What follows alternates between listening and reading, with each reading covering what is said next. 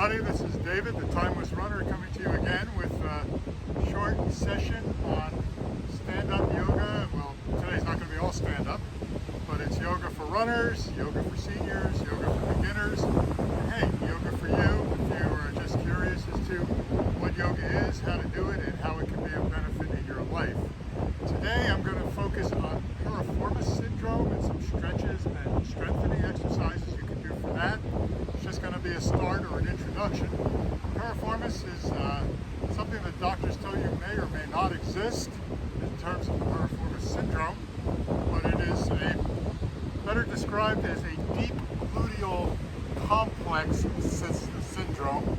You've got a lot of muscles going on back in your glute, all tying together, and the piriformis is the one that is pear-shaped and connects your lower sacrum with your outer thigh bone. So it's going to be used when you twist, as you do with running, and it's going to be doing when you do abductions. So it's a very common injury among runners. We're going to look at some ways you can alleviate the pain and a couple of stretching exercises. Again, by all means, this is not comprehensive. It's just some things that I've found that work for me from doing research with Dr. YouTube and Dr. Google. So, as with always, we're going to start by clearing our mind, focusing on what we're going to do today. Take some deep breaths in. Hold it for a second. And exhale. Your exhale should always be twice as long as your inhale. As we're going to be dealing with the glutes, I'd like to start with some hip circles. Just loosen up all the joints in that area. Here, since your piriformis connects to the top of your thigh bone, runs through your hip or pelvis and your lower back, and the other direction.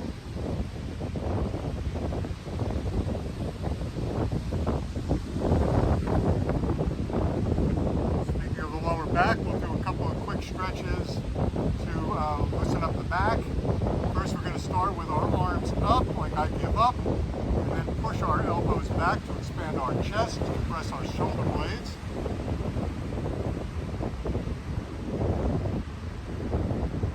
And then move them forward, overlap your elbows, put your hands together, and squeeze your shoulders together, and that'll open up your back, release the upper shoulder blade area.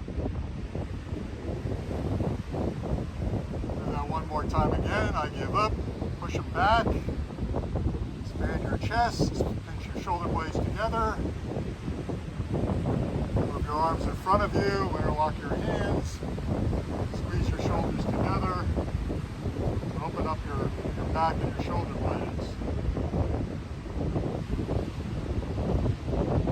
Then we're going to do a gentle back bend, putting our hands up again and backwards as far as you can go without falling over. There shouldn't be any strain. Then we're going to interlock our hands behind our back, push our arms up and towards our shoulders, try to keep our legs as straight as possible. Feel a stretch in the back of your hamstrings and in your upper back. What I call a diver position. Push your arms out ahead of you. That'll stretch your mid back. Interlock your elbows and bend from the waist down. Stretch your lower back.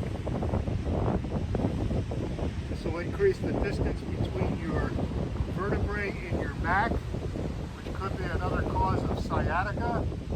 Typically, people look at sciatica and piriformis as one and the same.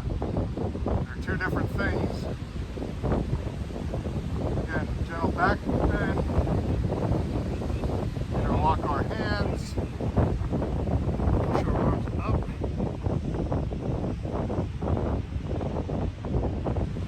Feel the stretch in your upper back.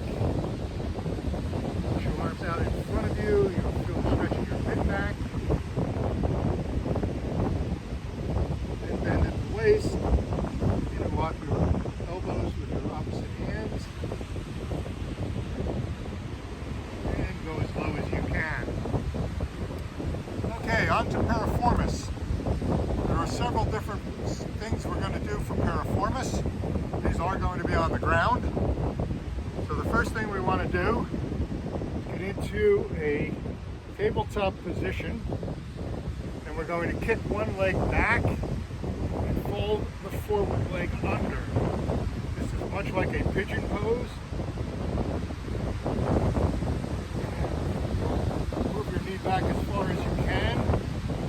And you can just kind of rock side to side or do your circles. And you're going to feel it right in that area of the piriformis, which is going to be right in here. For me, I'm doing it this way because that's the side that hurts for me. You can do it on both sides if you like, but the one that hurts for me is the left side. And I find that this is pretty good at giving me instant relief, although albeit temporary. You just want to hold this for about 20 to 30 seconds,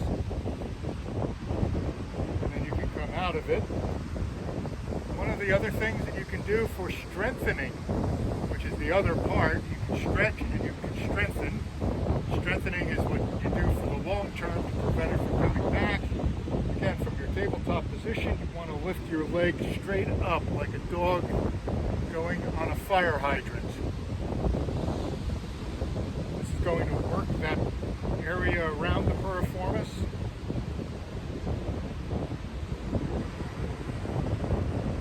Do as many of these as you can. I usually try and do 25. But for the purposes of this video, I'm not going to do that.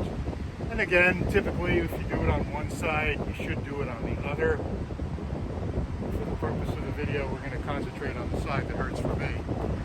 The other side, the other stretch that is very effective for piriformis is to lay down on your back with your knees up. Drop one leg, put the other leg over it, and pull on your knee. And if it is piriformis, you are going to feel it right in that piriformis area. You'll feel the stretch as you do this. And again, you want to pull on that knee, go as far as you can as you do this.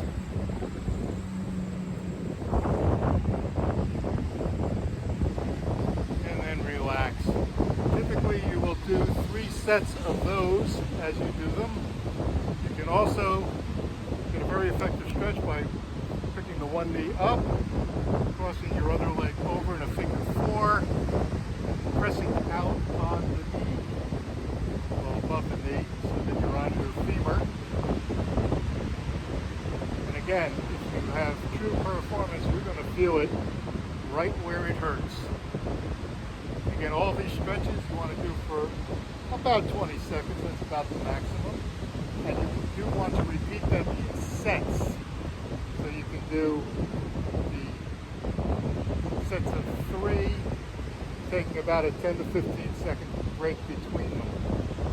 The last one I'll show you is the reverse bridge, where you start with both knees together, feet together, hands out at your sides, and we're going to lift our glutes up off the ground. As far as you can go, you'll feel a stretch up in your abductors and adductors. Those are the ones that are responsible for keeping your hips stable as you run. And this is going to work to strengthen them.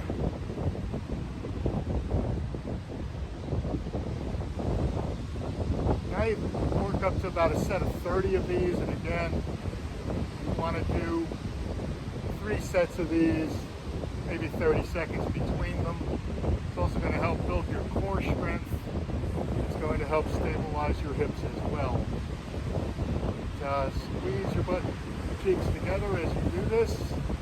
You're again going to feel it in that area of the piriformis or on the outside of your hips.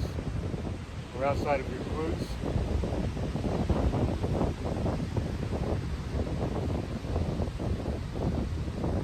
That's the low bridges. There are variations on that you can do, but that's the one that works for me. And lastly, I usually end with some low lunges where you're going to feel the stretch in your quads. Everything ties together, so you want to make sure that you keep the quads, and in particular your adductors, which are the muscles in the front of your hip here. Normally you're going to find that if you've got an injury in one area, you're going to start to compensate, and you're going to rely on muscles that are not typically used. And if you feel that you've got some tightness in here, it's likely that you're compensating for weakness in other areas. If you do bend back, you're going to feel the stretch even more in this area. And lastly, we're going to end the same way we start, clearing out our mind. Thankful for the day that we have, for the health that we have, and knowing that we're taking the steps in the right direction to go forward.